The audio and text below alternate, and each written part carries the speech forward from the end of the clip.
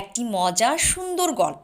একবার নাসিরুদ্দিন একটি গাধার পিঠে কাঠের লাঠির বান্ডিল বোঝাই করে সীমান্তের ওপারে নিয়ে যাচ্ছিলেন।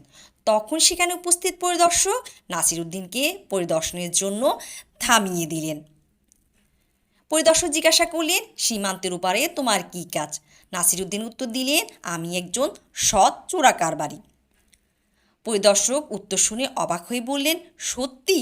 ঠিক আছে, তাহলে আমাকে সব কিছু তল্লাশি করতে দাও, এবং যদি আমি কিছু পাই তাহলে তোমাকে সীমান্ত ফি দিতে হবে।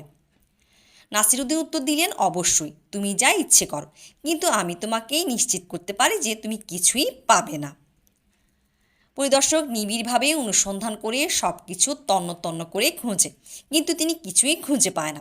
অবশেষে তিনি নাসিরুদ্দিনকে সীমান্ত পার হতে দেন এবং বলেন, তুমি আজ আমার কাছ থেকে বেঁচে গেলে।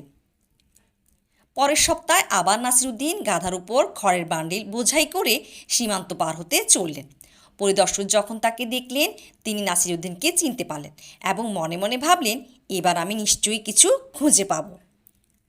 পরিদর্শক খড়ের বান্ডিল ভালোভাবে পরীক্ষা করলেন এবং এমনকি নাসিরুদ্দিনের পোশাকও তল্লাশি করলেন, কিন্তু কিছুই পেলেন না।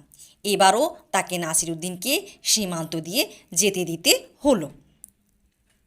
এভাবে বেশ কয়েক বছর ধরে এটি চলতে থাকে, কিন্তু পরিদর্শক কিছুই খুঁজে পায় না।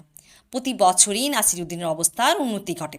সে আরও বেশি করে দামি পোশাক এবং গহনা পরত, যা ইঙ্গিত দিয়ে যে সে ধনী হয়ে উঠছে।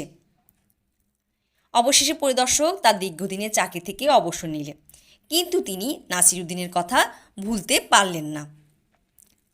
একদিন পরিদর্শক যখন বাজারে নাসিরুদ্দিনকে দেখতে পেলেন, পরিদর্শক তাকে থামিয়ে দিয়ে বললেন, আমি আপনাকে চিনেছি।